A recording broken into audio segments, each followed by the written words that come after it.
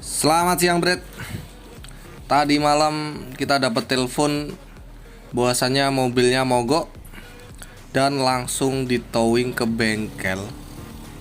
Ini historinya mogoknya di tol ya, Bret. Keluar asap banyak, asap putih. Kemudian sama drivernya dimatikan dan langsung kita towing.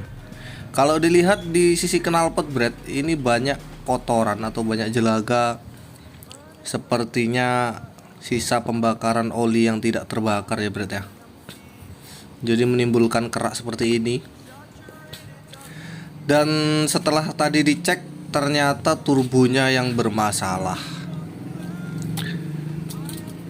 Jadi waktu turbonya rusak, Bret, kalau Ford Ranger 2,2 ini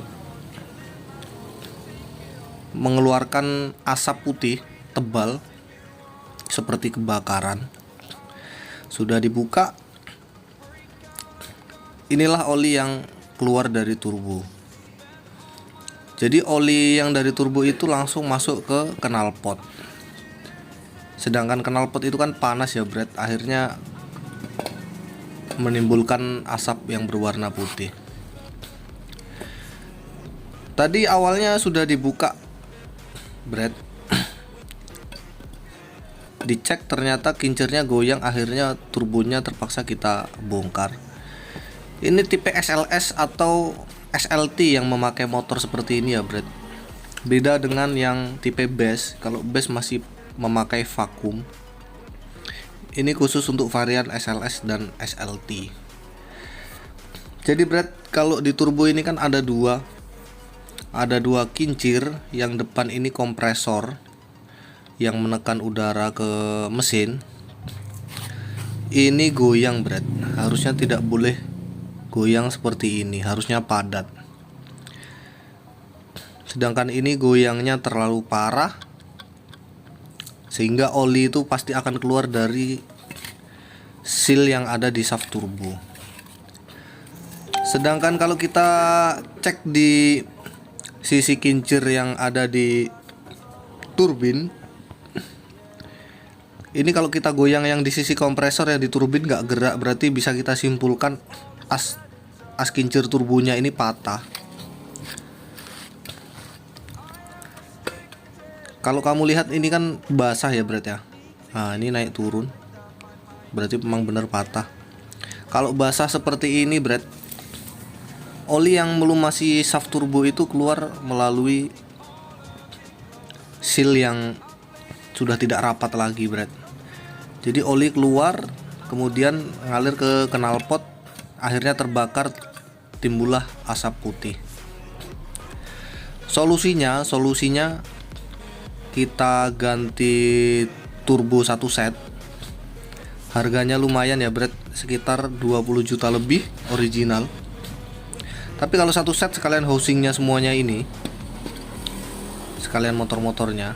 Pilihan kedua kita ganti cartridge-nya ini, Bret. Kalau kita ganti cartridge, otomatis yang housing yang lama ini tetap kita pakai, motor yang lama pun tetap kita pakai. Pilihan ketiga biasanya ada yang mengganti shaft atau kincir turbonya saja. Kami nggak pernah rekomendasi seperti itu, karena kalau mengganti kincir turbo atau mengganti turbinnya itu kan perlu di balancing ulang ya, Bret ya. Karena kita keterbatasan alat, jadi tidak pernah kita mengganti shaft turbonya saja. Kita cek olinya.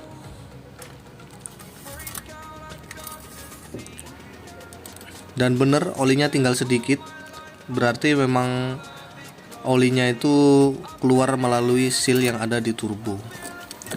Ini salah satu kelemahan Ford Ranger 2,2 ya, Bret ya. Cuman mengandalkan oli, ini jalur masuk, sedangkan yang besar itu jalur keluar yang menuju ke mesin. Jadi Ford 2,2 ini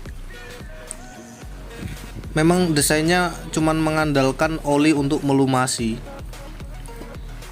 Sedangkan Untuk media pendinginnya tidak ada ya Brad. Beda dengan mobil yang lain.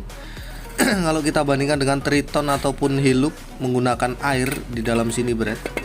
Jadi coolant radiator itu disirkulasikan melalui cartridge sini biasanya. Sedangkan VOT 2,2 ini cuman mengandalkan oli sebagai pelumas dan pendingin poros turbo. Jadi ini sudah penyakit